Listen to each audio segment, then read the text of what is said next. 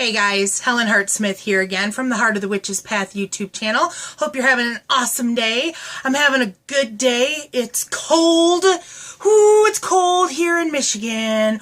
Ooh, anyhow, no time for a weather report today. We got to get into some business.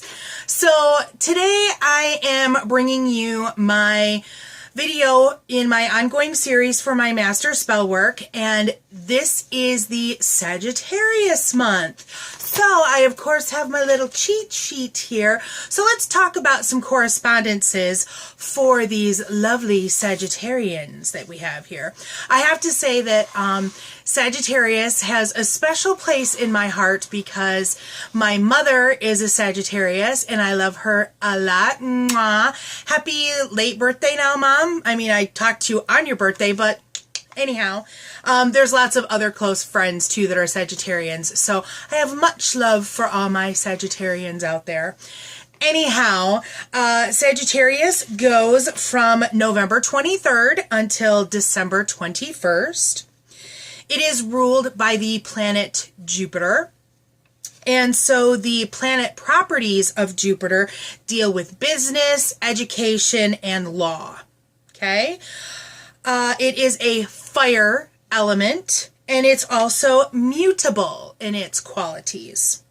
Now, when we look at the stones that are associated with Sagittarius, we're looking at sapphire, lapis, and turquoise. And I know that that can seem a little different because, of course, growing up with a Sagittarian mother, I knew that the traditional stone for Sagittarius is the amber topaz. So, of course, if that speaks to you, then, you know, use that stone kind of thing. But traditional stonework kind of lends itself towards the blues with the sapphire and the lapis and such.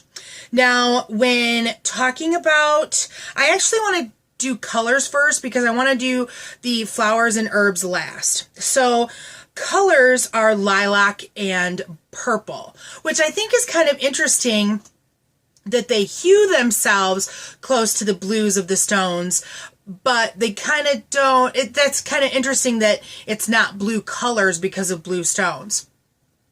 Something to think about. And then for flowers and herbs, we're looking at carnation, sage, and wallflower. Now, I have to say that when I first looked at this and saw wallflower, I'm like, is that really a thing? Is that really a flower? That's why I wanted to kind of talk about the flower aspect last. So I looked it up because I was intrigued and I'm going to share with you what I found. So yes, wallflower is an actual type of flower. It's part of the mustard family, and it's a wildflower, and it's native to cold climates. It's a biennial. So let's see. I want to give you like a little bit of some information about it. So there's 3 different kinds of wallflowers.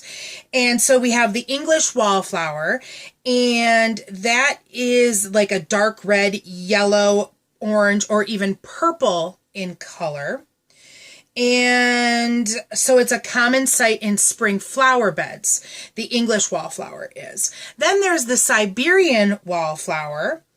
And let's see, it's a Native American species. And it's hardier than the English variety. And that lends itself to oranges and yellows. And then we have the Alpine wallflowers that are yellow, orange yellow, or purplish. And it bears tiny lilac mauve flowers used in the rock garden. This plant is correctly called, I'm not even going to get into those Latin names because I'll just like mess them up. But yeah, so that's an actual flower, and it looks like the picture that's on this article, it looks like they're little 4-petal flowers, and they kind of remind me of a phlox, because they're like the round petals. I'm gonna show you this picture, and I don't know. Yeah, I guess you can kind of see it. So I just quickly looked this up on theflowerexpert.com. And so I was kind of That was a nice little educational thing for me because when I think of wallflower, I think of, the girls at school dances that line up along the edges of the room and don't dance. But it's a real thing. So that's kind of cool. So there, I feel like I educated myself more with this month's lesson than anything else. So let's jump into the spell work that I'm working with this month. Being that Sagittarius is a fire element, I was actually in meditation prior to this month starting, and I was given the suggestion to burn candles for this month. And so that's what I've been rolling with. I've been rolling with burning a candle. I try to burn something whenever I'm home, which I take that time to, so here's like the spell work. It's kind of a loose, very instant-y magic kind of spell work that I'm working here. But what I'm doing is I'm lighting that candle. I remind myself all the time that I need to be burning a candle while I'm home. And so I've burned on my altar, which is in my bedroom, as I've talked about before. Sorry, got to talking too fast. Here, let me have a little drink. Sorry about that. I've been burning candles in the living room, which is where I spend a lot of my time. And what I do is when I light the candle, I light it with the intent of it is helping me to remind myself of the choices that I'm making in terms of my health and what I'm working on this year. And so, like I said, it's a really kind of instant magic-y type spell work, but I feel like I made it through, so I'm past Thanksgiving. I made it through Thanksgiving, making some really great choices as far as what I was eating and not eating and portion sizes and things like that. So I feel like carrying that forward, the burning candle is a reminder to me of what I'm working towards. And so it's a tangible thing. And so it's something that I'm seeing. And my coworker actually brought a candle to work, one of those seasonal candles. And if you follow my Instagram, you'll see the picture that I posted and shared there. So I'm actually even carrying that over a little bit into work because I've been burning a candle at work as well. So it's that, like I was saying, it's that tangible reminder of the choices that I'm making for myself. And so I feel like it's been successful because, I always really fear this time of the year, the holiday time of year, because there's a lot of baked goods, there's a lot of parties, there's a lot of big meals and different things like that. And so when you're in specifically a weight loss, I mean, my journey isn't just about weight, it's about being healthy. But when you're on a specific weight loss journey, the holiday season can make or break your entire intention. And so I've really been focusing on kind of keeping my head about things. And I think that that's the best that you can do. I mean, did I deny myself a small piece of pumpkin pie on Thanksgiving? No, I did not, because Thanksgiving comes once a year. I was with my family, and did I have to have a whole piece? No, I had a half a piece, and that was enough for me. I also didn't add a whole bunch of whipped cream on top of it like I normally would.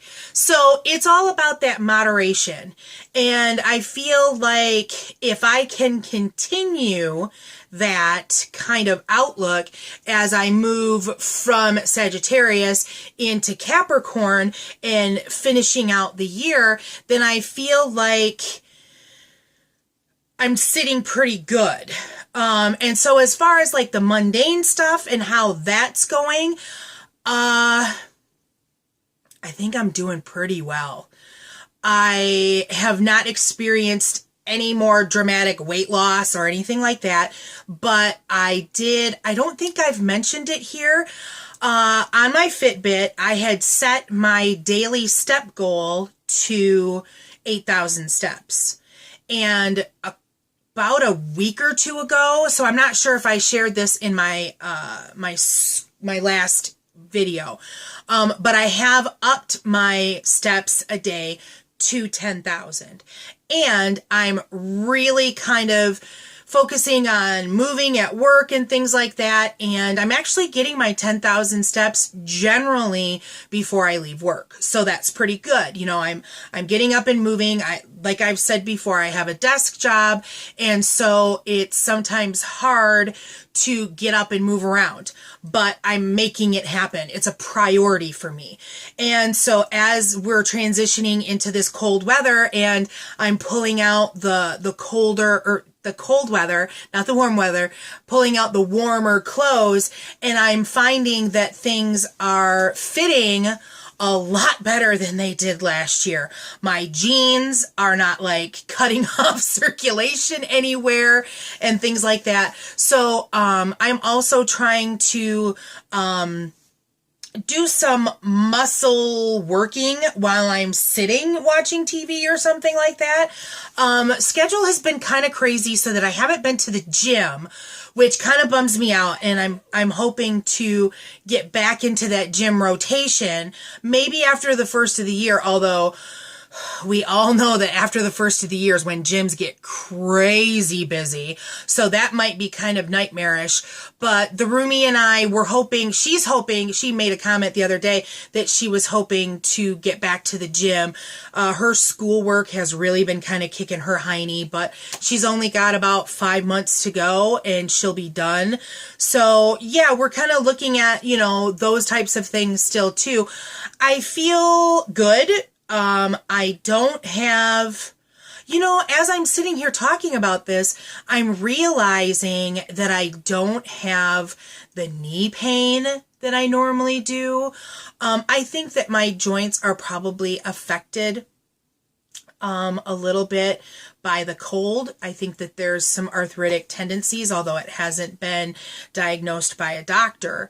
But I'm just realizing that I have very little pain in my knees as we're cycling into the winter months. So that is kind of exciting for me. I think I talked to you about the Reiki that I experienced, the Reiki section that I have, session, oh my gosh, that I had. And the elbow pain isn't completely gone, but man, it certainly feels a lot better. So, you know, trying to keep all that happening and stuff like that. So all in all, the spell work and where I'm headed right now seems to be incredibly positive in nature. And I feel like I'm kind of like the tortoise, you know, slow and steady wins the race. I don't feel like I've had major setbacks, which I was, like I said, I was a little concerned about with this time of year. But I think for right now, doing pretty good. So on that note, I'm going to say, all right. Let's keep that going. I'm hoping to not get sick like I did last year a lot and stuff like that. So working on it. So that's going to be it for this month's video. If you like this video or learned something from it, I would appreciate a thumbs up or hit that subscribe button if you haven't done so already. Leave a comment down below if you have any questions or comments or anything like that. I love to hear from you guys. Let's see. Or if you aren't comfortable leaving a comment down there like that, you can, of course, email me at heartofthewitchespath@yahoo.com and check out the Instagram. Okay? So thanks for walking the path for a little while with me. Until next time, blessed be.